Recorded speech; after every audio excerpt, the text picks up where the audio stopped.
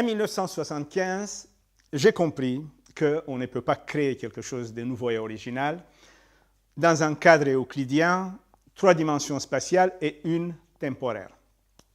Petit à petit, j'ai forgé un univers artistique personnel qui me permet actuellement d'expérimenter des formes de fuite dans l'espace-temps, des formes de fractures spatio-temporaires et accéder aux réalités parallèles.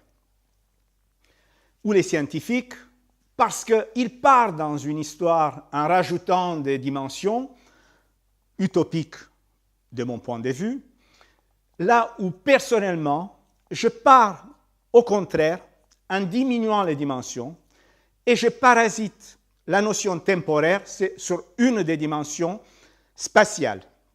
Donc j'obtiens un volume à 2 dimensions spatiales et une spatio-temporaire.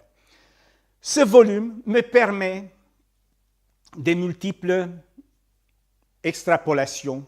Dans l'imprimerie, je trouve la matière idéale à mes expérimentations qui est générée par l'impression d'une même image qui se superpose à la sortie de la machine et qui me crée un bloc de matière où l'image elle est extrudée. Cette matière décalée, pliée, tranchée, déchirée me permet des œuvres complètement nouvelles et originales qui n'ont pas d'équivalent qu'il y a 30 000 ans dans le Néandertal où l'homme primitif, à travers un graphisme, peut suggérer une réalité.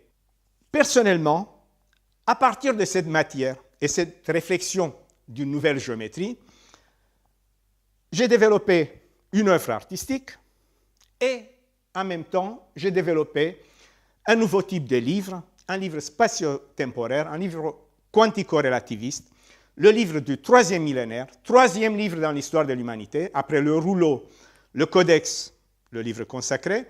Actuellement, donc, en pliant cette matière, j'obtiens un volume qui n'a ni début ni fin, qui permettra à des auteurs des nouvelles interventions et des nouvelles créations.